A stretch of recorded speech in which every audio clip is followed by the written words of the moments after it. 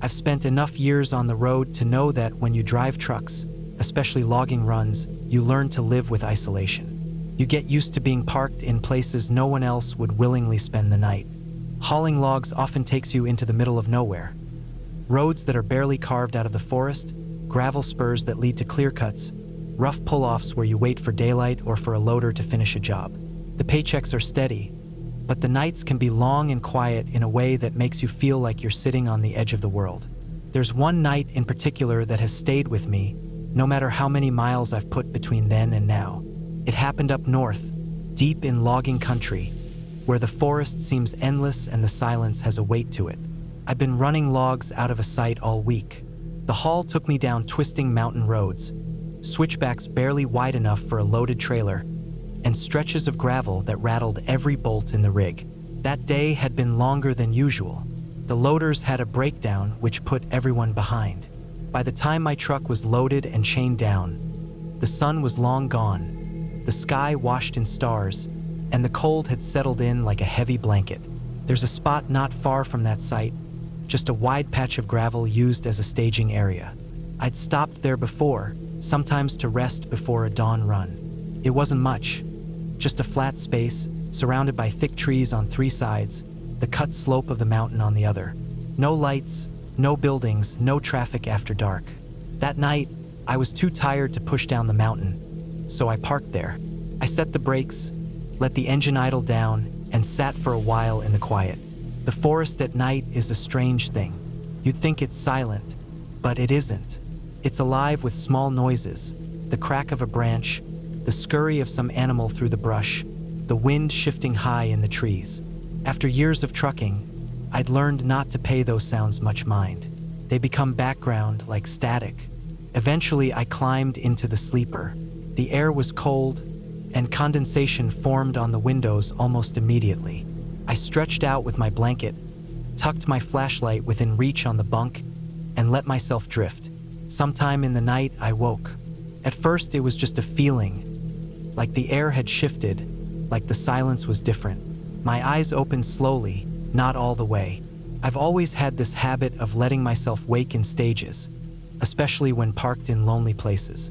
You never know what's outside, and sometimes it pays to be still to observe before moving. That's when I saw it. Just inches from the glass of my side window, a face. Pale, expressionless, pressed close, eyes fixed on me. Every muscle in my body locked. For a moment, I couldn't breathe. The condensation on the glass blurred the features, but I could see enough. The outline of a nose, the sockets of eyes, the pale oval of skin against the dark outside. Instinct kicked in. I shot upright in the bunk, heart pounding, ready to throw open the door or grab for the flashlight.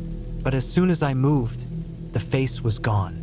The window was empty, nothing but my own reflection in the faint glow of the cab lights. The forest outside was still, black as ink. Not a sound but my own ragged breathing. I scrambled for the flashlight and clicked it on. The beam cut through the cab and out the side window, spilling across gravel and tree trunks. Nothing. No figure retreating, no eyes reflecting back. Just the same empty patch of ground I'd parked on hours earlier. I climbed out of the bunk, boots hitting the floor, and opened the door. Cold night air rushed in, and I swept the beam in wide arcs.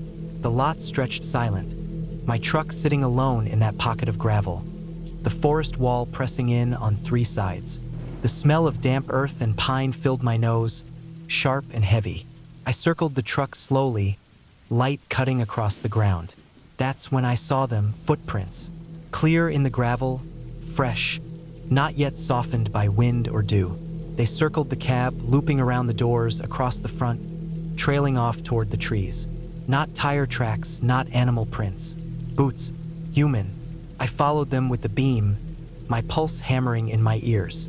They stopped a few yards from the tree line, then doubled back, looping in different directions, as if whoever it was had paced circles around my truck. But there was nothing else. No vehicle nearby, no parked car, no second truck, no sign of how someone could have come or gone. Just the prints and the stillness. The weight of it settled on me then. Whoever had been there wasn't just passing by.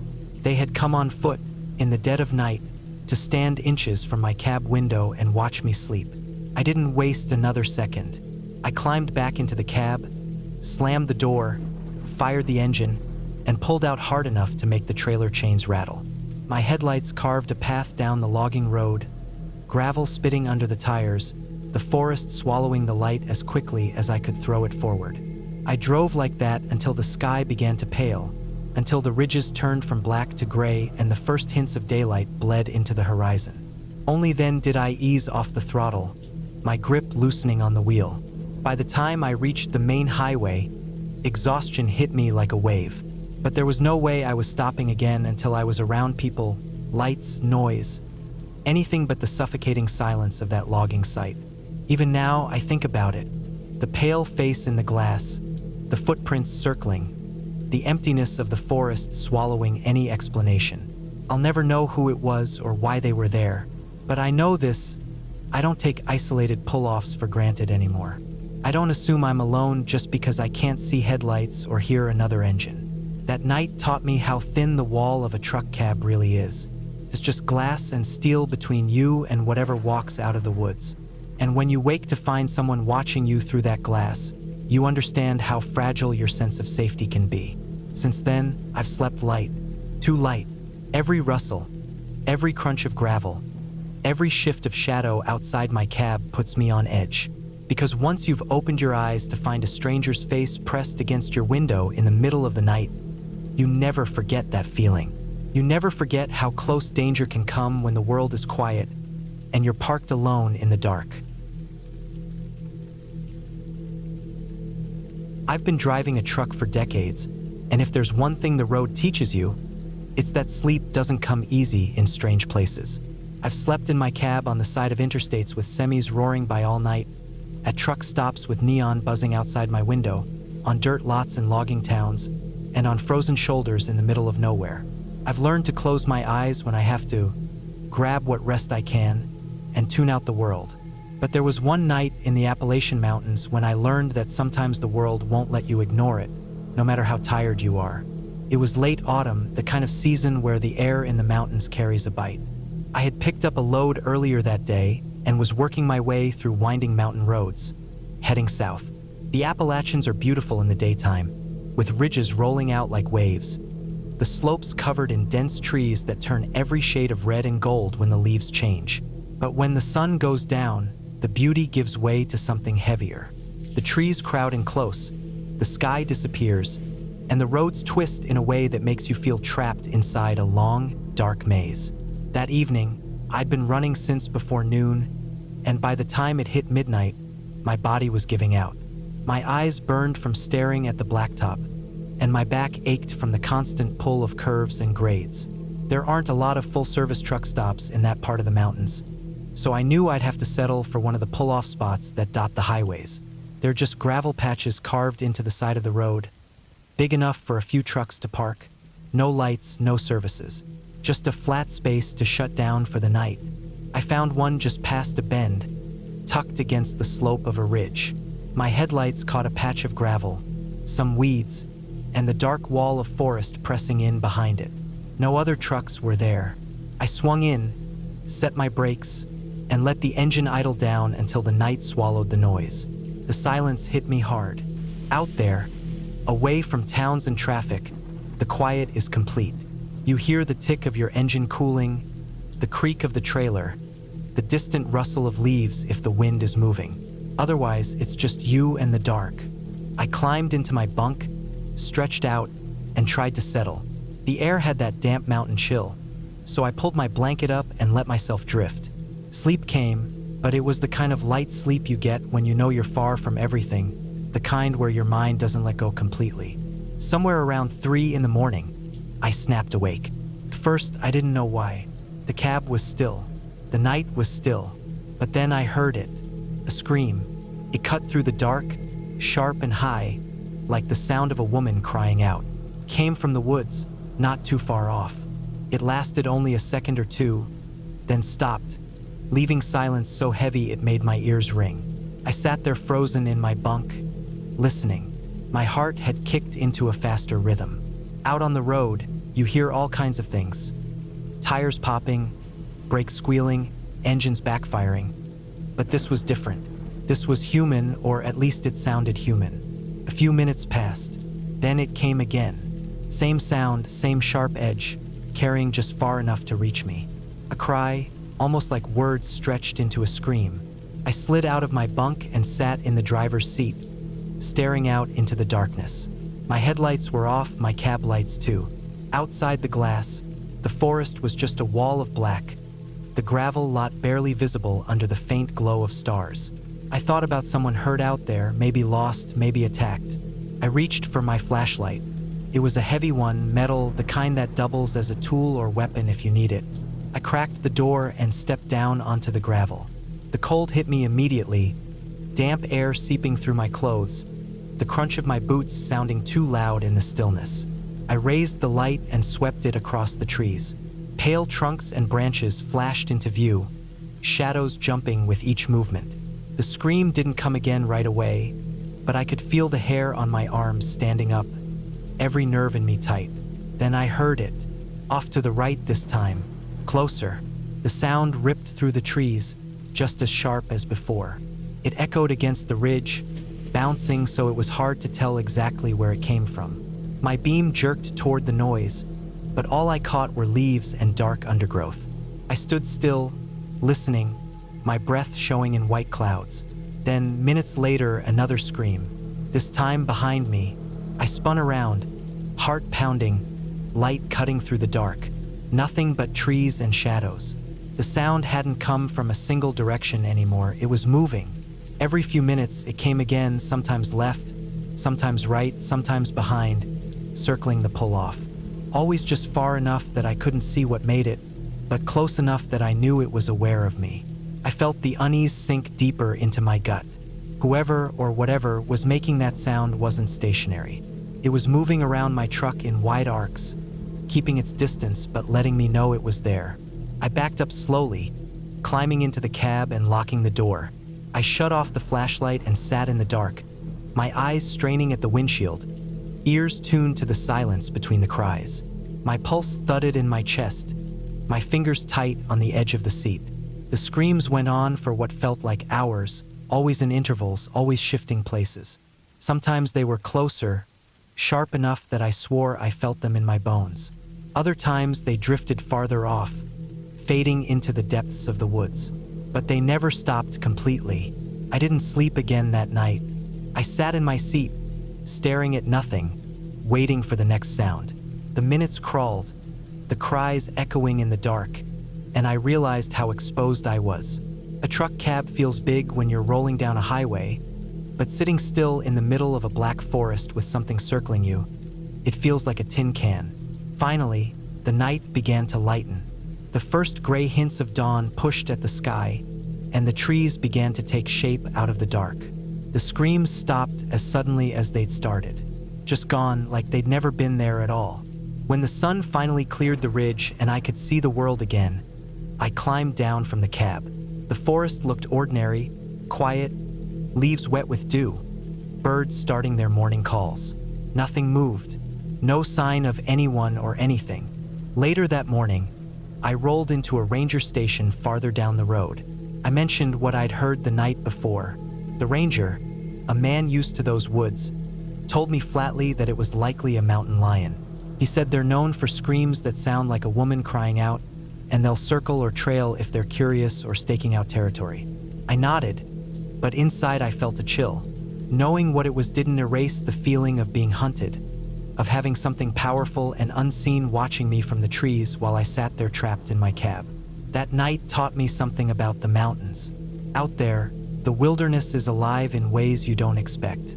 It's not ghosts or monsters. It's real things, predators that can make the hair stand up on your neck and remind you how small you are. I've parked in plenty of pull-offs since then, but I've never slept lightly again. Every rustle in the woods, every distant cry, every snap of a branch in the night pulls me back to that morning in the Appalachians, when a scream in the dark circled my truck until dawn. I've spent most of my life on the road, moving freight from one corner of the country to the other, crossing borders, rolling through flat farmland, mountain passes, Long deserts, endless forests, and stretches of black highway where the world feels empty except for the sound of the tires humming under you. People talk about how truckers see the country, but the truth is we see more of the empty spaces than anything else. The quiet hours, the lonely places, and sometimes the things no one else is around to witness. It was about 10 years ago up in Canada. I had a load to deliver across the provinces, a long haul that pushed me through remote stretches of highway lined with thick woods. This was before a lot of the newer rest stops were built, before GPS had as much detail as it does now. Back then you ran with a paper map in the seat beside you and hoped nothing broke down too far from a town. That night, I was running through a long stretch of wooded highway, the kind where the road just disappears into the dark, lined on both sides with black trees pressing in close, the kind of forest that looks endless even in daylight. It was cold out, the kind of cold that sets deep into the cab, even with the heater humming. The sky was clear, but the moon didn't cut through much. Most of the time it felt like I was driving through a tunnel of shadows, my headlights catching glimpses of tree trunks, branches, and the occasional glint of animal eyes from the ditch. I'd been out there for hours without seeing another vehicle. That's not unusual in some parts of Canada, especially late at night. You get used to the rhythm of it. Engine noise, the low whine of the tires, the way your headlights just keep chewing into the road ahead. After a while, it almost lulls you, like you're the only person left awake in the world. Then I saw headlights in my mirror. First, it was a relief. You spend so long alone out there that even the sight of another pair of headlights makes you feel a little less cut off. But the relief didn't last. Something about the way they moved set my nerves on edge. The light stayed behind me, then crept closer, almost too close, then backed off again. They weaved slightly, left and right, like the driver couldn't hold steady or maybe was testing my speed. They weren't trying to pass, though, just riding my tail, moving in and out, then pulling back again. I tried to ignore it, kept my eyes forward, hands steady on the wheel, but my mirror kept drawing me back. The headlights would fade a little, then come rushing up again, so close I could feel the glare bouncing off the back of my trailer. I've had tailgaters before, but out there, in the middle of nowhere at 2 in the morning, it's different. There's nowhere to pull off, no shoulder wide enough to stop a rig, no light, no traffic. Just you, your truck, and whoever's behind you. This went on for miles. My chest felt tight, my jaw clenched. I was waiting for them to make a move, maybe try to pass, maybe try to push me, but they just kept weaving and tailing me. Then, without warning, the headlights disappeared. 1 second they were there, bright in my mirror, the next they were gone. No gradual fade like someone turning off onto a side road. Just darkness. Nothing behind me but the black stretch of highway. I eased off the throttle slightly, trying to see if they'd cut their lights and were still back there. That's a trick some drivers pull if they're trying to mess with you, or worse, set something up. But when I looked closer, I realized something that chilled me more than the headlights themselves. I could still feel it. When another vehicle is close behind you, especially on a heavy truck, you can feel it in the vibration of the road, the subtle push of displaced air, the rhythm of the pavement beneath your tires. It's not something you think about much, but it's there. And even though I saw nothing in my mirror now, I could still feel that weight behind me. The sense of another engine, another set of tires running close. I tightened my grip on the wheel, scanning the mirrors over and over. No headlights, no shadow of a car, just the endless road and trees rushing past. But the vibration stayed. The sense of being followed stayed. I drove like that for what felt like forever. Every mile dragged. My skin prickled and sweat ran down my back despite the cold. I kept expecting to see those headlights flare back on, or worse, to see something whip around and try to cut me off. But nothing came, just that invisible tail pressing close, making my nerves fray. Finally, I saw the glow of a truck stop ahead, one of those older ones tucked off the highway, with a faded sign and a gravel lot packed with rigs. Relief flooded me. I figured if I could just pull in where there were other people, other trucks, whatever was happening would end. I rolled into the lot, engine breaking down, my lights sweeping across rows of parked trailers. The place was half full, rigs lined up like silent giants in the dark. Sodium lamps buzzed overhead, throwing pools of orange light that didn't quite reach the edges of the lot, leaving wide stretches of shadow. I slowed and swung wide, looking for a spot to park. That's when I saw him. A man stepped out of the tree line at the far edge of the lot. Not from the road, not from the diner or the fuel pumps, from the woods. He walked with a steady pace, not hurried, not stumbling. He crossed through the shadows and into the orange glow of the lights like he belonged there. My truck crawled past and I watched him. He never looked up at me, never turned his head. He just walked straight across the lot, right past the side of my cab, close enough that if I'd rolled down my window, I could have reached out and touched him. I caught a glimpse of him in my mirror as he passed. Dark jacket, jeans, something in the way his shoulders hunched forward. He didn't stop. He didn't go into the diner. He didn't head toward any of the parked rigs where drivers might have been resting inside. He just kept walking straight across until he slipped behind a row of trailers and vanished into the dark. I sat there in my seat, heart pounding, eyes flicking back and forth. I waited for him to come out the other side, but he never did. The space between the trailers stayed empty. And then I realized something else.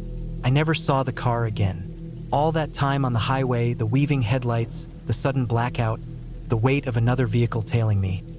I'd expected to see it pull in behind me at the stop, but nothing came. The road behind me stayed empty. No car, no headlights, no taillights, nothing. I parked finally, cutting the engine, but I couldn't shake the tension in my chest. I kept checking my mirrors, watching the shadows at the edges of the lot, half expecting the man to reappear, half expecting those headlights to swing in. But the night stayed still. I didn't sleep much. I sat there in my bunk with the curtains half closed, staring at the sliver of orange light leaking in, listening to the hum of idling trucks around me. Every time I closed my eyes, I saw those headlights weaving in my mirror, and every time I opened them, I saw the shape of that man walking past my cab into the dark. By morning, the lot looked normal again. Trucks leaving, drivers moving about, the diner clattering with noise and coffee cups. But I couldn't shake what had happened. To this day, I don't know who was behind me out there or why the lights cut out. I don't know who that man was or why he came from the woods instead of the road.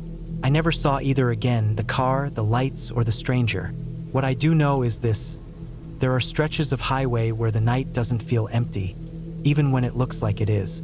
Sometimes you feel eyes on you or the weight of something close behind, and you can't explain it. Sometimes, out in the dark, things follow you without ever showing themselves. That night in Canada taught me a truth I still carry. Out here, the road is long and the night is deep, and sometimes the scariest things aren't the ones you see. They're the ones you can feel pressing close, then vanishing before you ever understand what they wanted. I've been driving trucks for a long time. Most of my life has been spent behind the wheel, staring through the windshield at dark highways, narrow back roads, and miles of pavement with only the hum of my engine to keep me company. It's a lonely life, but it's one I chose, and over the years I've seen my fair share of strange things on the road. But there's one night that has never left me, and no matter how many loads I haul or how many states I cross, it always sits in the back of my head like a weight pressing down. It happened in Oregon, out in the forests where the roads twist like veins through endless walls of pine and fir. I had a contract that month hauling logs out of a site deep in the woods. The roads were rough and narrow, more dirt than pavement in some stretches, and there weren't many people around except the occasional trucker or someone from the logging crews. The air was cold and damp, the kind of chill that hangs low over the ground and seeps into your clothes. That night, I was running a late haul. It was around 2 in the morning, pitch black except for the cut of my headlights through the trees. My trailer was stacked high with logs, chained down tight, and the weight made the truck groan every time I leaned into a curve. I had the radio low, static humming more than music, and I remember thinking how quiet the world felt. Not just quiet, but empty in a way that only deep forest roads get at night. I came around a bend and saw it.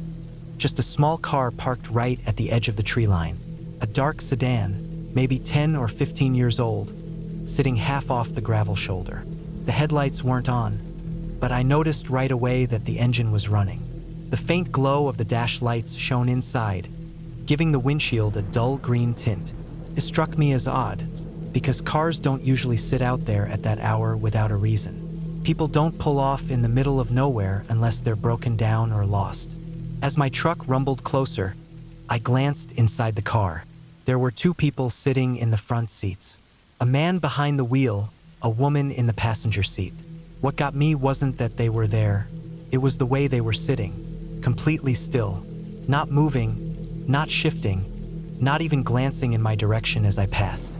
Most folks, even if they're half asleep, will twitch or turn their head when a 40-ton truck roars by just a few feet away.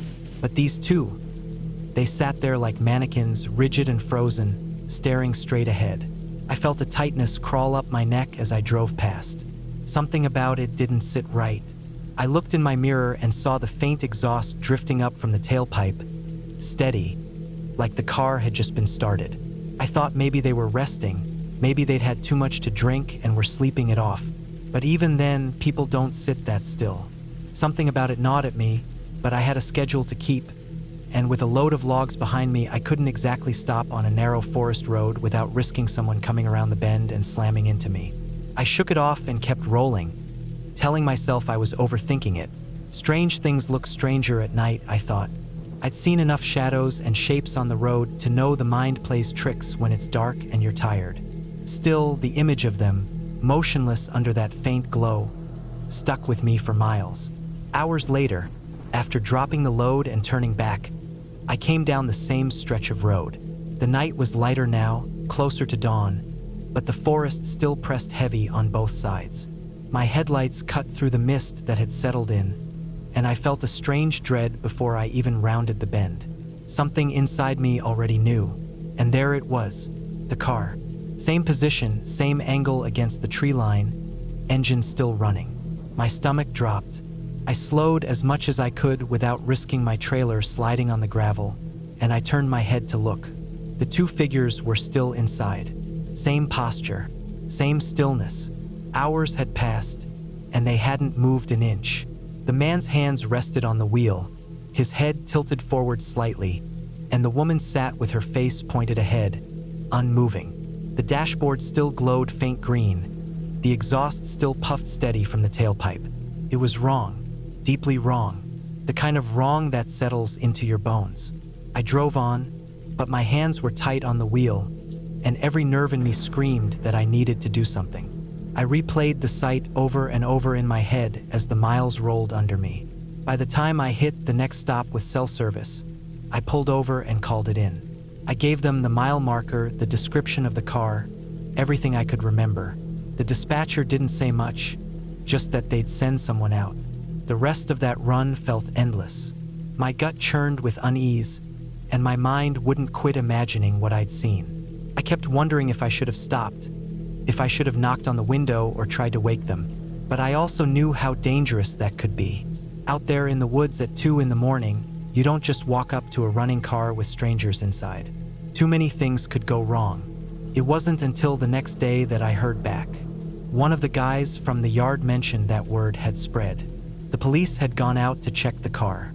The two people inside, they were dead, both of them. The coroner said they'd been gone for hours before I ever drove past the first time. I remember standing there, my coffee going cold in my hand, and feeling a wave of cold dread wash over me. I had seen them. I had seen their bodies sitting upright in that car, engine idling, as if they were alive. But they weren't.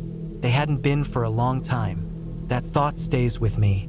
The silence of the forest, the steady hum of their idling engine, the way they sat so perfectly still as I passed.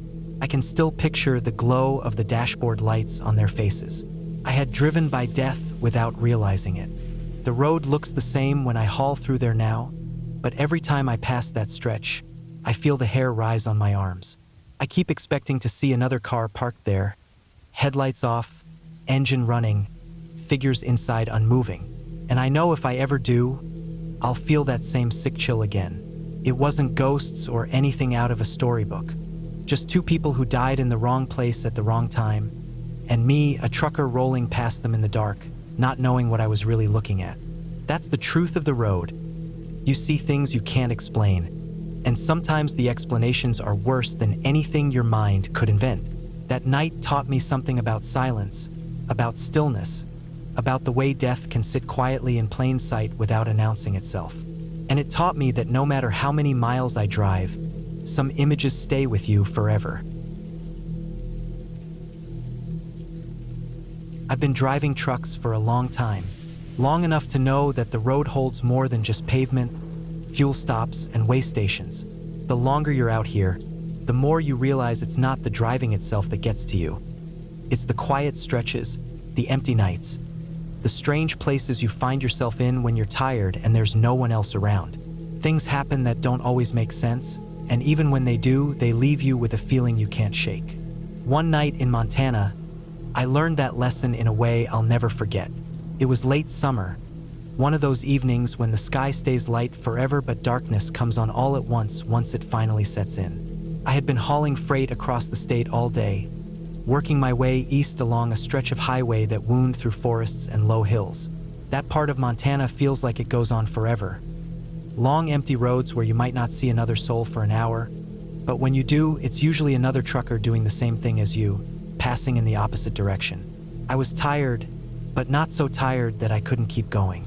The cab was humming with that steady vibration that comes from miles of driving, and I had the window cracked just enough to let in cool night air. The smell of pine was thick, the kind of smell you don't get when you're near the cities or the plains. It's a clean smell, sharp, but it carries with it a reminder of how alone you really are out there. It was around midnight when I saw it. I came around a bend where the trees pressed close on both sides, and there it was, a pickup truck sitting halfway out into the lane. Its headlights were off, but the doors were wide open, both the drivers and passengers. I slowed down immediately, flipping on my high beams.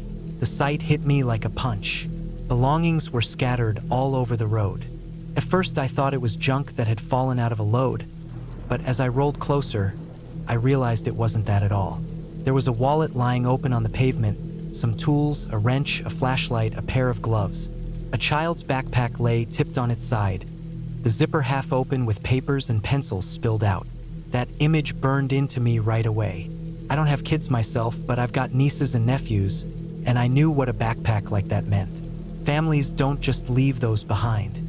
I came to a full stop maybe 50 feet from the truck. My rig idled heavy in the silence, headlights washing over the scene. The whole thing looked fresh. There wasn't a trace of dust on the items, no sign of weathering. It looked like someone had gotten out just minutes ago. I honked my horn, a long, sharp blast that echoed into the trees. Nothing moved. No voices, no footsteps, not even the snap of a branch. Just the forest holding its breath. I shifted in my seat, trying to make sense of it. I thought maybe it was a wreck, but the truck didn't look damaged. No flat tires, no dents. It was just parked there, like someone had pulled over in a hurry and then left.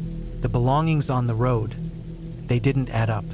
After a minute, I pulled my flashlight from the dash and cracked my door open. The night air hit me cold. I stepped down onto the gravel shoulder and stood there, listening. My ears were tuned so tight I could hear the blood rushing in my head. The beam of my flashlight swept over the scattered belongings, catching on the metal of the tools and the plastic sheen of the backpack straps. I called out. Not words, just a sharp sound from my throat to test the silence. Nothing answered. I edged closer. The wallet had a few cards inside, though I didn't pull them out. The backpack looked like it belonged to a kid no older than 10. The papers inside were handwritten in pencil, just scribbles and simple math problems. The tools were laid out like someone had dropped them in the act of doing something. The driver's seat of the pickup was empty. Both front doors were open wide, and inside, the glove compartment hung down, papers spilling from it. The cab light was still faintly glowing, meaning the battery hadn't died yet. The whole scene screamed of people being there just minutes earlier. But where were they? I backed up slowly, keeping the flashlight trained on the trees. My skin crawled with the sense that eyes were on me, but I couldn't see a soul. I climbed back into my rig, shut the door, and locked it out of instinct. I laid on the horn again, longer this time, the sound tearing through the stillness. If there were people out there, they'd come. But nobody did. I sat for a while, torn between driving on and staying put. Every instinct in me said something was wrong here. I'd seen breakdowns, accidents, even people sleeping in their cars, but never a scene like this. You don't leave a wallet, tools, and a child's backpack in the middle of the road unless something bad happens fast. Finally, I got on the CB and radioed what I'd found. Took a while before I got a response. A state patrol unit was hours away, but they said they'd send someone. I stayed there, engine idling, lights blazing over the road. It was the longest night of my life. Every minute dragged. My eyes kept darting to the trees, half expecting someone, or something, to step out. The forest seemed to lean closer the longer I sat. I thought about moving the belongings off the road, but something in me said to leave them exactly as they were. By the time I saw the flashing lights of the patrol car, dawn was just starting to gray the sky. I let out a breath I didn't know I'd been holding. I climbed down to meet the officer, pointing out everything I had seen. I led him through each item, each detail of how I found it. But here's the part that still twists in my gut to this day. The officer looked at me strange. He said there was nothing there. I turned around and he was right. The pickup was gone. The wallet, the tools, the backpack, everything gone. The road was empty except for my rig parked on the shoulder. No tire marks, no sign of people leaving in the night. It looked as if nothing had ever been there at all. I stood in the road dumbfounded, swearing up and down what I'd seen. The officer gave me a look that said he thought I was overtired, maybe seeing things after a long haul. But I knew better. I had stopped for something real. I'd seen the items. I'd stood next to them. I could still picture the child's handwriting on the math paper as clear as day. The patrol checked their logs later, and there was no record of a missing pickup in that area. No missing persons reports that matched. Nothing. I pulled out that morning shaken to the core. I drove until the sun was high, but I couldn't shake the feeling that somewhere out there, someone knew what I had stumbled across. Maybe it was a crime. Maybe it was something else. All I knew was that I had seen it with my own eyes, and I would never forget it. I've been through Montana many times since. Every time I pass that stretch of road, I catch myself scanning the shoulder, half expecting to see that pickup again, doors wide open, belongings scattered like breadcrumbs. But I never have. And the truth is, I'm not sure I want to.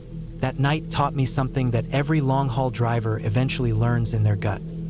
The road holds more than just the trucks and cars you see. Sometimes it holds things you can't explain, things you'll never find written down in a report or logged in a database.